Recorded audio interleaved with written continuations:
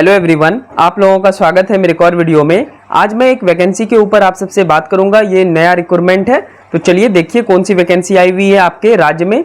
तो बिहार में बिजली विभाग में भर्ती आया हुआ है। ये 12 या 13 मई के पेपर में आया हुआ था। तो 2600 से अधिक पद के लिए बिजली कंपनी द्वारा ये आवेदन लाया गया है। आप सब करेंगे आवेदन। 15 जून से 15 जुलाई तक ये ऑनलाइन आवेदन किए जाएंगे, यानी ये 15 जून नहीं 20 जून से किया जाएगा। अभी मैं आपको आगे बताता हूँ। तो टोटल पोस्ट कितने हैं, कौन से ग्रेड का ये नौकरी है, इसके अलावा कौन कौन इसको फॉर्म को भर सकते हैं और कब से फॉर्म भराएगा, ये आगे हम सब इसी वीडियो में जानेंगे।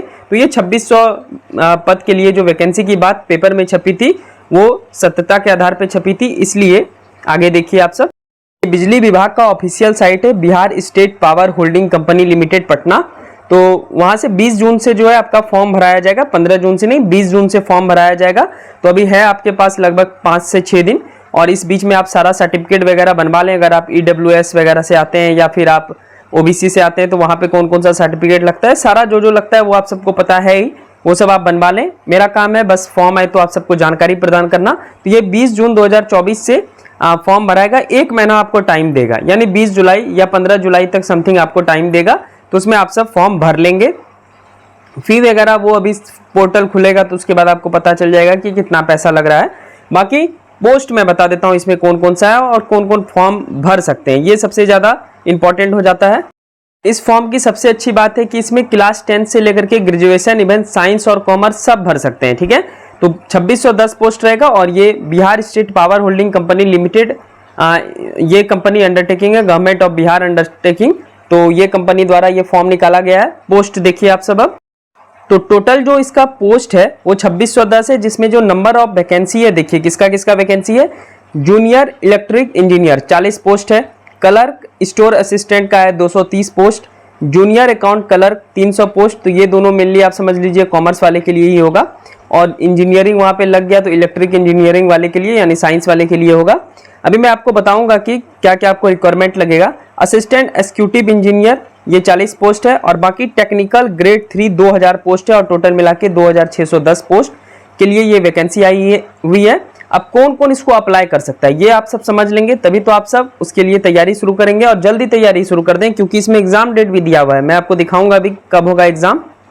पहला जो इसमें पोस्ट है वो है जूनियर इलेक्ट्रिक इंजीनियर का 40 पोस्ट है। ये कौन भरेंगे, तो कोई भी यूथ भर सकते हैं, लेकिन उनके पास डिप्लोमा रहना चाहिए इंजीनियरिंग का। किसका डिप्लोमा रहना चाहिए, इंजीनियरिंग का। जिनके पास डिप्लोमा होगा वो जूनियर इलेक्ट्रिकल इंजीनियर का फॉर्म भर सकते हैं, जिसकी संख्या 40 पोस्ट है।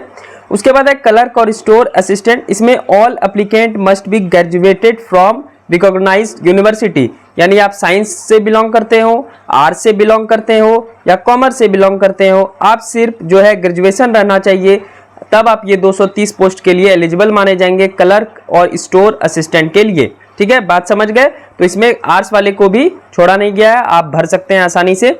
उसके बाद जूनियर अकाउंटेंट क्लर्क, इसमें क्या लिखा हुआ है देखिए, every applicant must B graduate in commerce. तो ये सिर्फ कॉमर्स वाले के लिए है, तो इसमें सिर्फ कॉमर्स वाले अप्लाई करेंगे। 300 पोस्ट के लिए ये वैकेंसी है, और मात्र आपसे इसमें स्नातक का डिग्री मांग रहा है, यानी ग्रेजुएशन का डिग्री मांग रहा है, ठीक है।